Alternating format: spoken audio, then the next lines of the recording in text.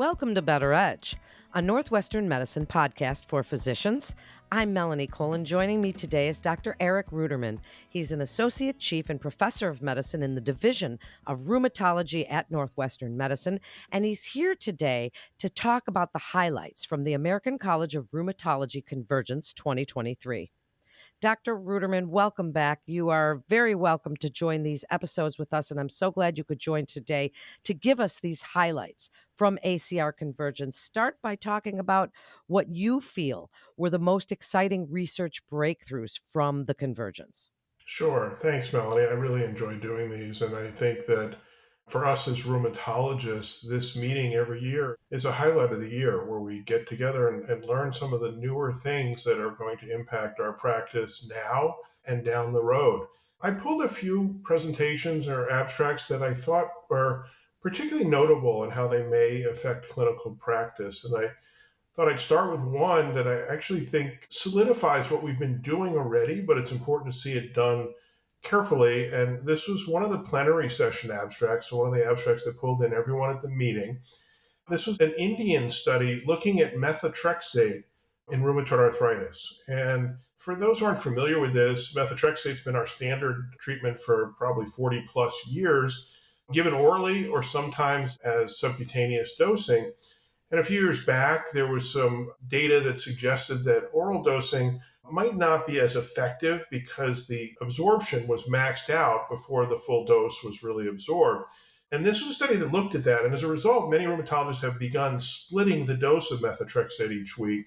It was an open label, randomized trial in which patients took a single dose each week or split it over a 24-hour period. It was a study done in 6 centers in India. And the very clear result was that split dose led to both better efficacy and less need for an additional medication to control the rheumatoid arthritis. And those additional medications in this particular study were either leflunomide or sulfasalazine. And I think this is an important study for practice because it really does confirm a practice strategy that many of us have been using for a few years, and that is to begin to split the dose of the methotrexate that patients are taking once they hit a certain dose of, say, 15 milligrams. But that has never really been carefully subjected to a clinical trial. And this was the first big trial to show that and confirm that assumption. And I think that's really helpful in informing clinical practice. Another plenary session abstract that I thought was also very interesting was from a group looking at a VA database in the US. This was Dr. England et al. And they were able to query the VA database, which is a very robust database of patient information in the Veteran Affairs hospitals. They looked at patients who had rheumatoid arthritis with interstitial lung disease. And one of the questions for many, many years has been, are there certain drugs that are either more dangerous or more concerning in patients with interstitial lung disease, or perhaps might cause progression of that disease? Or are there drugs that might potentially be safer? And there's been some suggestion over the years that perhaps TNF inhibitors, one of our mainstays of therapy, may actually be worse in patients who have interstitial lung disease. They went ahead and queried this large database. They looked at about 1,000 patients with interstitial lung disease associated with rheumatoid arthritis, and they looked at those who were on TNF inhibitors and those who were on alternate disease-modifying drugs, other biologics that were not TNF inhibitors. And they did the best they could to match those patients for the severity of their disease and the activity of their disease. And they found very clearly that there was no difference in the risk of hospitalization for pulmonary issues or death with the 2 different treatment arms. And I think this puts to rest, as best as we can, absent a controlled prospective study, I think it puts to rest the concern that TNF inhibitors may actually be detrimental for lung disease in patients with rheumatoid arthritis who have that disease. And I think that's very helpful information going forward as we manage our patients. Interstitial lung disease is a pretty common problem in rheumatoid arthritis, with as many as 20 or 30 or even 40% having some at least mildly symptomatic lung issues. And so this is important information as we think about treating those patients. This is so interesting, and I'd like you to expand just a little more, Dr. Ruderman, as you're telling us how you're going to leverage some of these learnings into your practice. some of the standout findings that you think, like the one you just mentioned, and how that's going to influence the approach to patient care, what that's going to change for you, and what you want other providers to know about these changes, how that's going to influence their patient care? Sure. And it's a great question. And I think that as much as we can, we do our very best these days to provide evidence based care. And that is, we make treatment choices in consultation with the patient because they obviously have an important role to play in making those choices and looking at the evidence that supports the different treatment options. There's never a single treatment for any given patient. There are always multiple options, and choosing between them can be challenging. And we don't want to do it just because we guess or suspect that this might be better. We work off of some information that we had, but when we can, we like to look at data that supports a particular approach. And that I think is the key point of the two that I just talked about. The first, in terms of methotrexate, we've been splitting the dose of methotrexate for some time, but without good data that says, yes, that's the right thing to do. And it's really helpful to have information that says, yes, that's the way to do it, and confirm that that's how we should be treating patients. And in the long run, they will have better outcomes if we do that. Same thing with the lung issues. In many cases, some physicians have shied away from TNF inhibitors in patients who have pulmonary disease with their rheumatoid arthritis, when in fact those drugs are very helpful in those patients. And it's nice to have data, clear cut data, that says it's okay to use those medications. And so going forward, we can make those choices if those are the right treatments for those particular patients. That's what makes these annual meetings so vital for professions, Dr. Ruderman. I completely agree with you. Now, what about some notable highlights from presentations by your colleagues at Northwestern Medicine, those physicians? Well, we have several physicians who presented at this meeting, and I must say, this was not a year when we had physicians presenting really key research findings. We have a lot of physicians doing really advanced research in rheumatology and in many areas.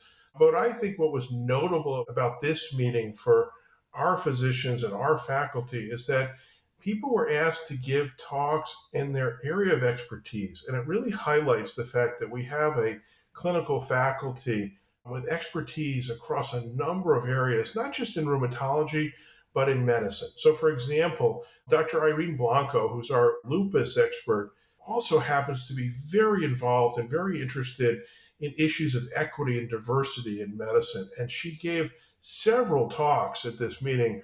One speaking about disparities in medical care and the issues of equity in medical care, but also another really interesting talk on diversifying our clinical workforce. And the key point of that is when you recognize that people come from different places and from different places in life to the clinic, it helps to have providers who understand those places. And until you diversify your workforce, you can't really provide the best equitable care to our patients. The last talk she gave was on trying to make these choices in medical education to raise the next generation of providers to think about these issues as we're really trying to give our patients their best treatment, their best therapy, and be cognizant of the specific needs that they have relative to their backgrounds and what's important to them. Well, I'm glad you brought that up. And we do, listeners, have podcasts on those specific topics that Northwestern medicine physicians have joined us to discuss diversity and disparity, both within the medical community and without. So thank you for bringing that up, Dr. Ruderman. And is there anything else before we wrap up? Any important information or learnings from this year's meeting that you'd like your colleagues who may not have been able to attend to know about? Well, I think two things. One, that this is a nice meeting for everyone to get together each year and think about the way we approach care in our patients. And I highlighted some key areas. There were a number of other presentations, some of the newer biologics that are coming out. We've had biosimilar agents, which are essentially generic versions of some of the biologic therapies, but some new data presented on biosimilars for new biologics were presented there, one on tocilizumab. There was data on new ways of administering biologics. Some of the drugs we use have to be given subcutaneously, but for patients on Medicare, that's sometimes not cost effective or not even something they can manage. And so intravenous ends up being a better way to go. And there was data on intravenous versions of secukinumab, an interleukin 17 antagonist. Just a lot of data on ways in which we can leverage the information we have to better treat our patients and to give them the treatment that's really appropriate for them. And hopefully, in the long run, think about costs. And I think that was a big theme through this: is think about the cost of delivering care. We're beyond the point at which we can just continue to do what we want to do and not worry about paying the bill down the road. And so I think thinking about that sort of carefully and prospectively, and thinking about how cost rolls into treatment choices, still maintaining the best treatment choice for that patient, but being cognizant of the cost of those treatments, was a really big piece of this meeting. There was another paper that I thought was really interesting, presenting some early recommendations on who to refer to rheumatology. So we see a lot of patients with rheumatoid arthritis. We also see patients with spondyloarthritis. And the challenge is we want to make sure they get to us in rheumatology from their primary care physician, but we don't want to be inundated with people who may not have the diagnosis. And so they looked at some recommendations. And I thought what was really interesting is they started with a consensus that said, if only a third of the people they refer end up having the diagnosis for which they're being referred, that's reasonable. And that's an appropriate use of those resources. And so those are the kinds of questions that people are thinking about in this area, and the kinds of things that are discussed at these meetings that overall really help us deliver better care over the long run. That's really the whole point, too, Dr. Ruderman. And I thank you so much for joining us. Sounds like a fascinating meeting. And thank you so much for summarizing some of the highlights that you felt were really, really important. So thank you again. And to refer your patient or for more information, please visit our website at breakthroughsforphysicians.nm.org/rheumatology to get connected with one of our providers. That concludes this episode of Better Edge, a Northwestern Medicine podcast for physicians. I'm Melanie Cole. Thanks so much for tuning in today.